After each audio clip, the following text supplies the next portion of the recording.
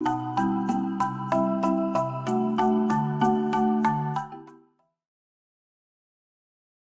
is a police officer in a wildly overpopulated New York City. People live on something called Soylent. They're so desperate for food they'll even buy Soylent crumbs.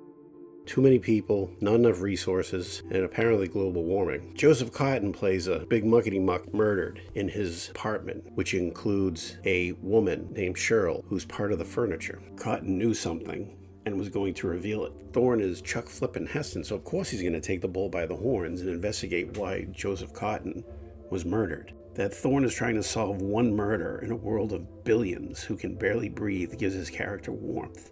The movie's based on Make Room by Harry Harrison. The images of dead cars and overpopulated streets and even staircases are a nightmare for people in the 70s who are very tuned into ecology and overpopulation. The novel is a social science fiction story, and it has nothing to do with eating people. In the book, nothing much matters to the people stuck in this worn-out world. In the movie, Cheryl's character is close to the one in the book until the end. Here, she seems to have warm feelings for Thorne. The most memorable scene depicts Saul's fate. Instead of dying of pneumonia, here Saul actually takes command of his life. Finding out what Cotten knew, Saul is overwhelmed by the idea that we are all sandwich makings. He can't live anymore. He had such enjoyment of simple things like a spoonful of jam, a little bit of real food. He's a man who loves life, even though life is horrible now. He actually comes across as a Holocaust survivor who, in the end, sees something bad is coming and he just can't face it anymore. Edward G. Robinson, who had become a star with his gangster roles of the 30s and 40s, knew he had months or weeks to live when he filmed the scenes of his character's death. Robinson's performance of this particular role is undeniably poignant as he lays in a chamber to the sounds of classical music and a mini IMAX of nature imagery, and Saul drifts off and dies. It's a memorable death and a memorable way to say goodbye to a beloved actor.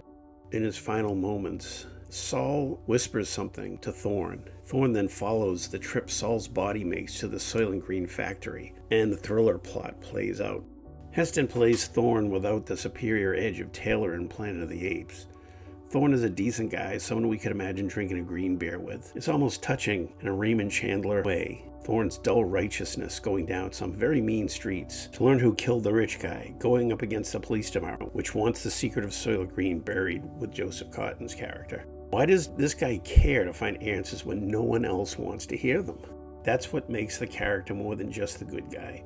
We might not think the truth means something in the world of Soylent Green, but Thorne does.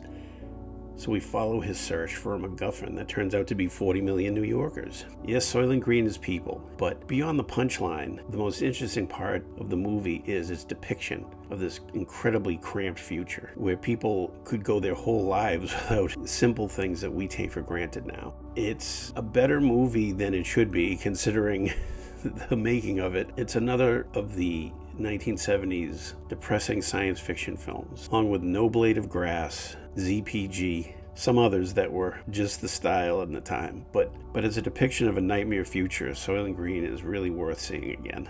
Thanks for stopping by. Drop by again soon.